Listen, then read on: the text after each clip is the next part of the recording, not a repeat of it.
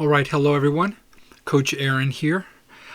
So today we're going to be going over the World Chess Championship match that has started in Dubai.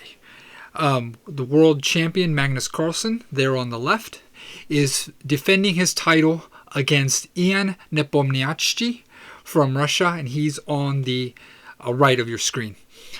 Nepomniachtchi won the right to challenge the world champion by winning the candidates tournament earlier this year, and because of the pandemic, the tournament had to be delayed by eight months or so, and so he was able to win that tournament, and now they're playing their match.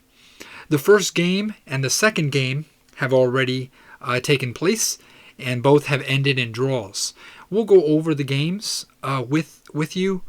Here we'll do one game per video. So be sure to like and subscribe to get the notifications on when the next games are posted. So again, thank you for watching. Here is the match schedule that has been advertised. It's scheduled for 14 games. So the whole match, they'll play a series of games of 14 total, with the first player to win 7.5 games will be declared the winner. So if that happens before the 14 games, usually the last games are canceled, but it's not always the case. But almost by tradition, if someone wins the 7.5 points, then they'll go on ahead and call the match at that time. In the event that they go all 14 games and it's a tie, 7-7, then on December 15th, they will have the tie breaks, where they will find out who the winner is. If we get to tie breaks, we will have a video on that. But as you can see, Game 1 and Game 2 were on the 26th of November and the 27th of November, respectively, and the Game 3 is scheduled for tomorrow on November the 28th. On November the 29th, you'll notice that little icon there. That means that it's a rest day. So they won't play games on that day, and the rest days are scheduled as you see. So it's an exciting match. It's the biggest match in chess when it happens, and it usually happens every couple years. So the winner of the match will be considered the world chess champion, and they will then defend their title against the challenger when the next cycle comes around. For this match, the time control is scheduled for 2 hours. Both players are given 2 hours or 120 minutes to play the first 40 moves of the game. And if they make it to the 40 moves, then they will be added another hour or 60 minutes for the next 20 moves of the game, taking them to move 60. And if they still are playing by that time, they will then get a sudden death time control of 15 minutes to play the rest of the game, and they will also get an additional 30 seconds added as an increment per move, starting from move 61. So again, the time control, we say, is the first 40 moves in 2 hours. The second time control is another hour for another 20 moves. And then the sudden death time control, 15 minutes plus 30-second increment from move 61 until the game is concluded. This time control is fairly standard for World Championship matches, and so we're expecting them to have some really tough matches, play them out, grind it out. It's going to be exciting chess.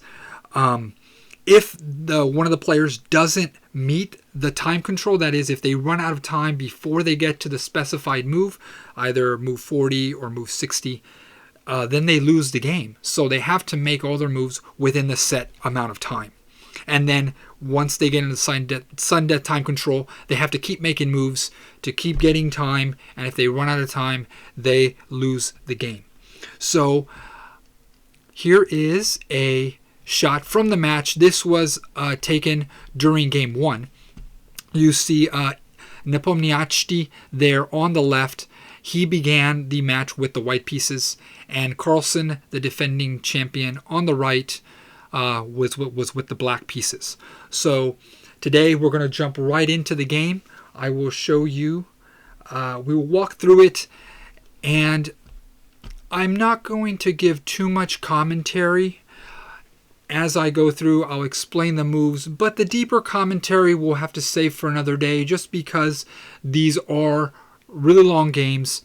They contend the theory and the ideas can get really long-winded, and so there's plenty of other videos online and even the commentary that's available through chess.com and other websites where you can get more in-depth analysis if you'd like it. So let's just jump right in. The game began, again, Nepomniachtchi was white, and he began the game with e4. Carlsen responds with e5. Knight f3 by white, and knight c6 responds, and now defending the pawn that was under attack. And now white responds with bishop to b5 here, and now we are in the Ruy Lopez opening. It is one of the main openings in all of chess. It's very big, very huge. There's a lot of variations, a lot of ideas that both sides can try. But here Carlsen sticks with the main variation, the closed lines as we call them, with a6, challenging the bishop right away, asking, what are you going to do, white bishop? Are you going to trade, or are you going to back off? In this case, white decides to back off the bishop. So we continue then with knight f6 by black, putting pressure on the white e-pawn, which is currently undefended. And so again, white now has to figure out, what are you going to do? We are still in the main lines.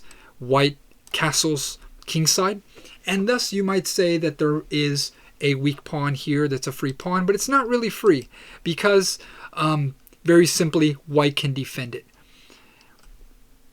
with rook to e1. Black decides not to go for that line. He decides to just play bishop e7, staying in the closed lines, and white now has to play rook e1 to defend the pawn. If black had chosen to take the e4 pawn on their fifth move, we would have been in the open variations of the Ruy Lopez, but we're not going to go in through those today. There's too much to cover. So after rook e1, Carlsen now decides to play this move b5, kicking the bishop back further to b3. Black then castles. And here Nepomniachtchi makes this very interesting move. It's not uncommon, but it's not as popular as the main lines. He decides to play the move h3, taking us into new territory. The main idea on h3 is to stop this black bishop from posting on g4 later in the game. Typically, white waits a little while before you play h3, but here I think Nepomniachtchi wanted to avoid all the main lines that Carlsen knows very well, and so he sidestepped it.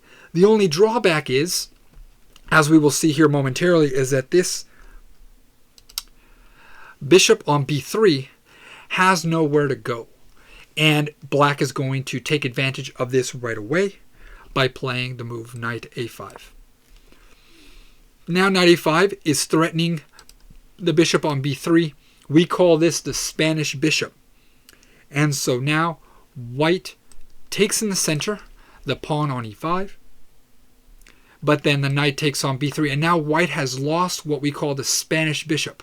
This bishop is very important later on in getting an attack and generating pressure on the black kingside. And now with it gone, I'm not quite sure how he's going to continue, but let's see what Nepomniachtchi has in mind by getting into this line. We do have a pawn, as we got it on e5, but we lost the Spanish bishop. Let's see if this is enough for white to get some kind of an advantage. So bishop to b7 by the world champion, now posting the bishop on the long diagonal. These lines I do like. I tend to play what we call the Zaitsev variation of the Ruy Lopez, but they got into a different move order here. So let's see how they continue. White now plays d3 to protect the pawn on e4. Once again, it was under attack twice and had to be defended one more time. Let's show that here. Oops, sorry. Had to be defended twice in order so that we do not lose that pawn. So let's continue. Black here decides to play d5, striking again in the center, putting pressure on this e4 pawn. As you have to do if you're going to play on the black side of this, you don't want white to get too crazy in the center, take too much space. So white goes on ahead and takes that d5 pawn. Queen retakes the d5 pawn. Very interesting idea. He doesn't go with the knight or with the bishop. Instead, he brings the queen out right away. Now we have checkmate threats on the board.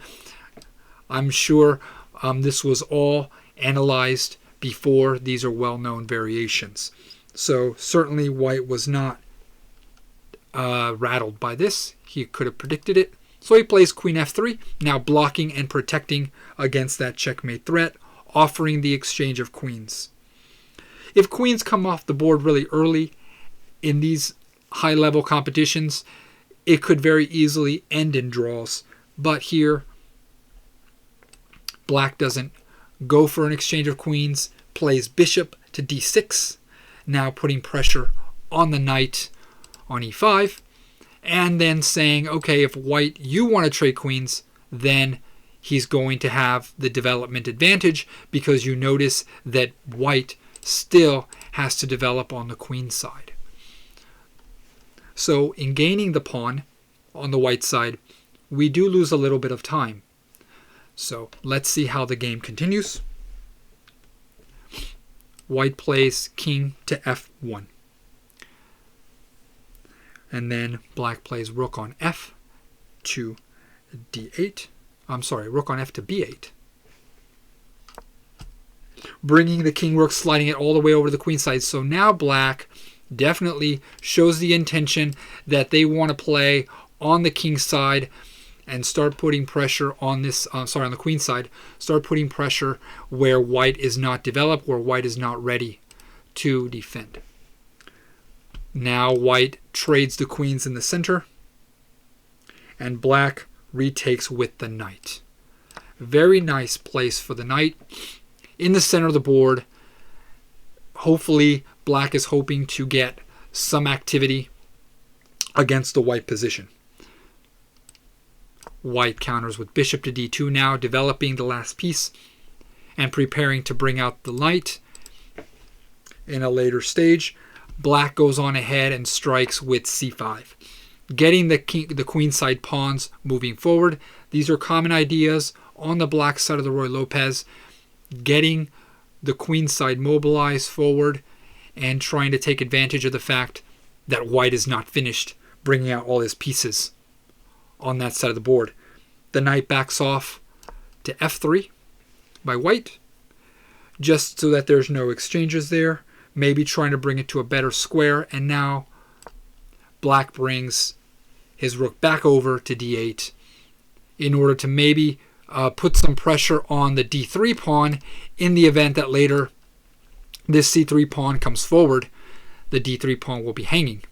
And that was because the knight was on e5 earlier and dropped back, so now there's no additional defender on d3.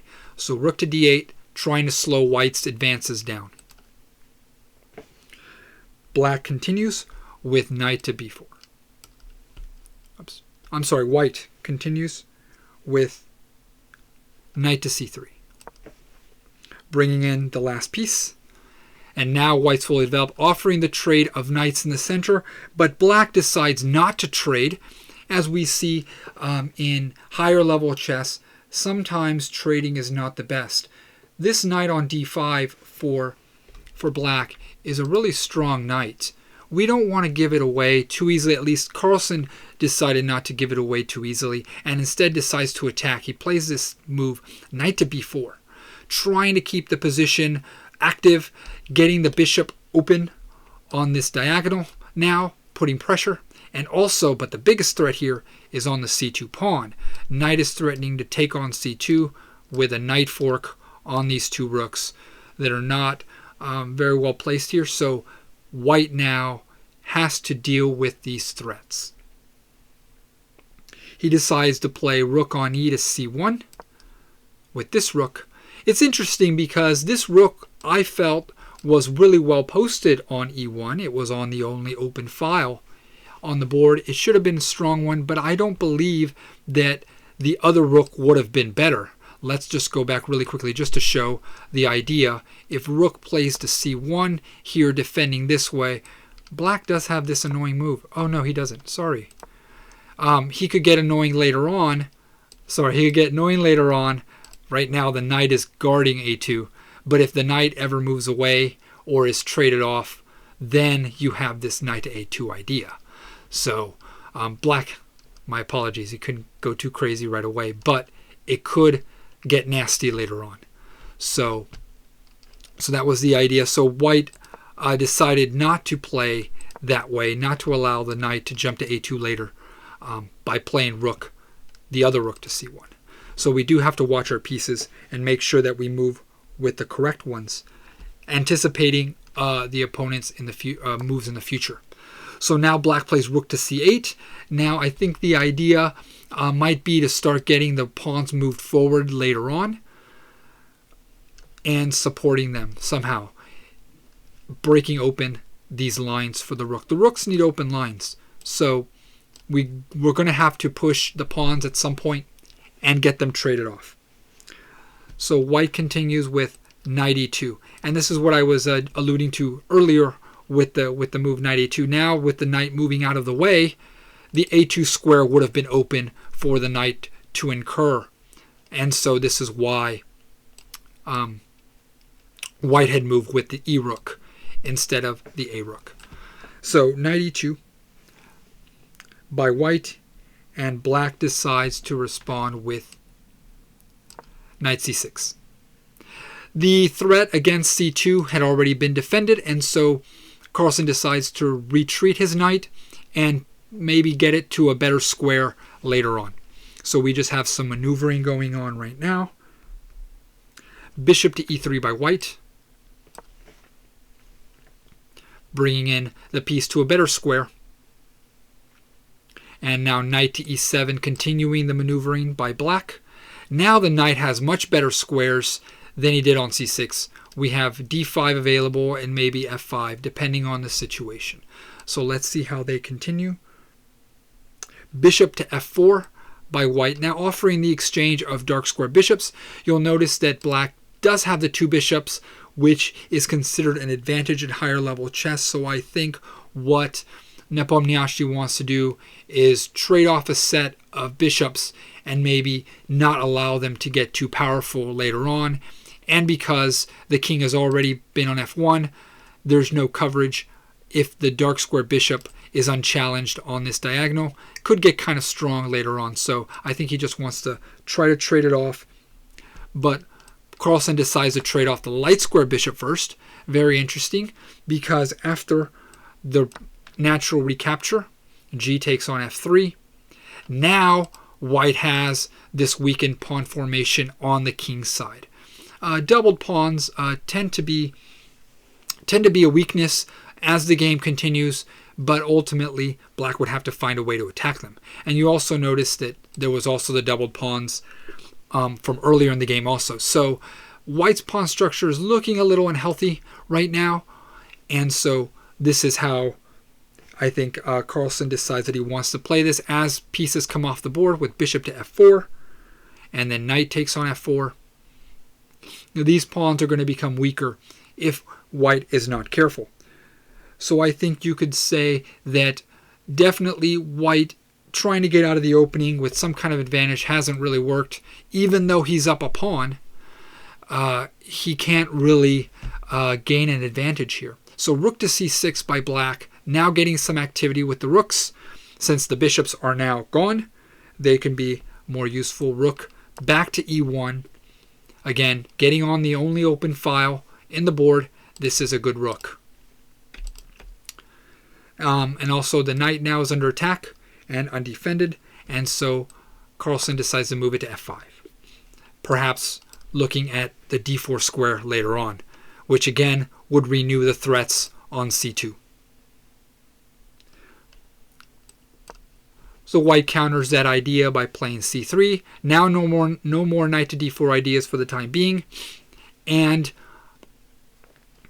the pawns are now ready to take on anything that may come at them. When the pawns are in line, they typically are better suited to meet any threats since they can advance and defend themselves.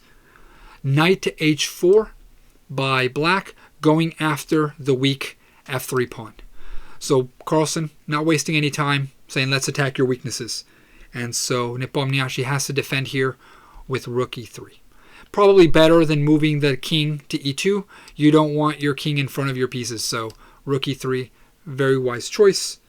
And now black decides to play the king to f8, getting the king closer to the center in case there's more pieces exchanged. We can be ready for the endgame. So that's what he decides to do. Knight to g2 by white. Now challenging the knight on h4. What are you going to do? Are you going to trade off and go into this endgame? Or are you going to retreat? The knight decides to retreat to f5. I think what I remember from the commentary after the game, they were talking about this exchange of knights, that black didn't really want to exchange the knights at this point because he would get into an endgame with double rooks where he's down a pawn, wouldn't be so good for him. Instead, he decides to keep the knights on the board with some threats and try to at least get his pawn back, try to play for advantage rather than trying to just hold the draw. So this is why the knight retreated, and now white continues with rook to e5, attacking the knight, saying, what are you going to do?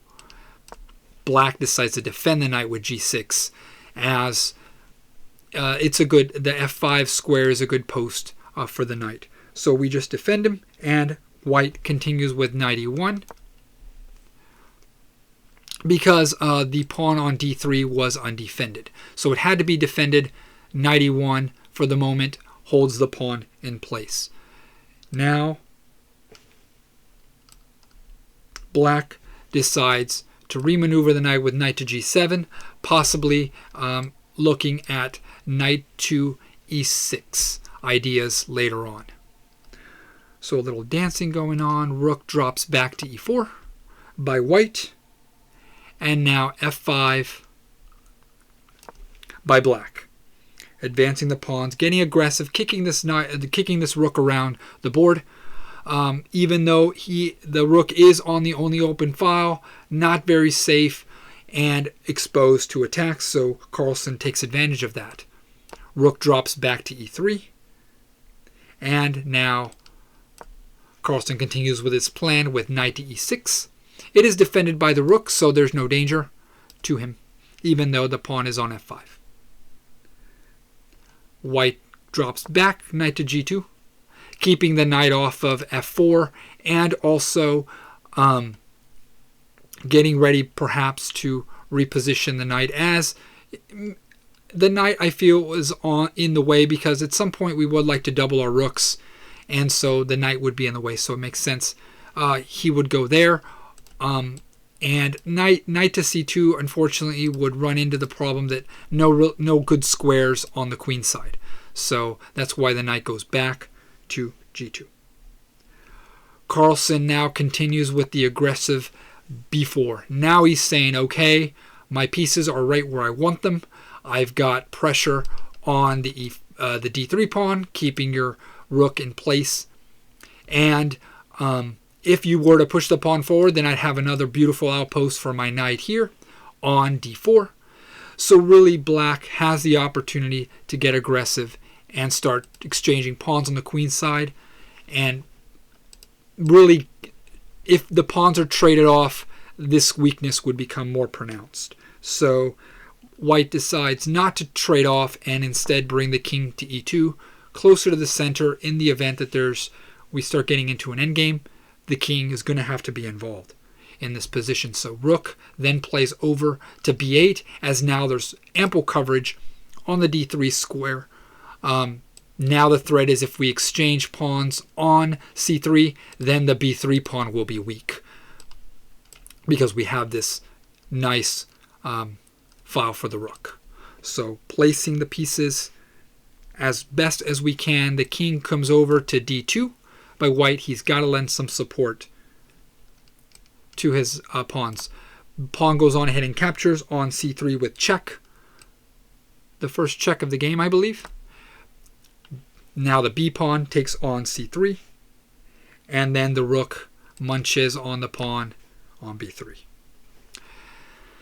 So now the material is even. The game is pretty equal, but now the pendulum of advantage has swung a little bit over to the black side, because as you can see that none of the white pawns have crossed over. All the white pieces are still on the white side of the board, and it is the black pieces that have made the advances and are now on white's half of the board, and all the other pieces are prepared to advance in the future if necessary.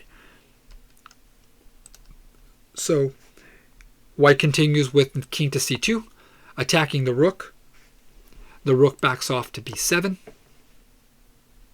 And now white plays the move h4, trying to get some activity on the other side of the board and maybe try to break up this pawn structure, this pawn chain on black's king side.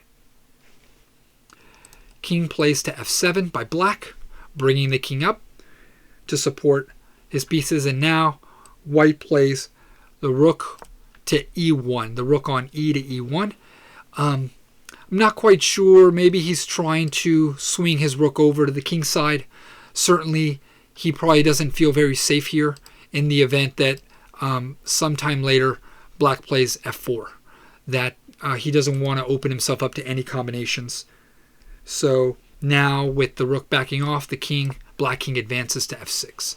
Really aggressive post, getting ready to press the advantage in the endgame. Knight to e3 by white. So now we see the idea behind the retreating move, and that's to improve the position of the knight, possibly swinging over to c4 sometime later, and then hopping here to e5 or a5 with a fork on the rooks. So dangerous threats now by white, trying to fight for initiative.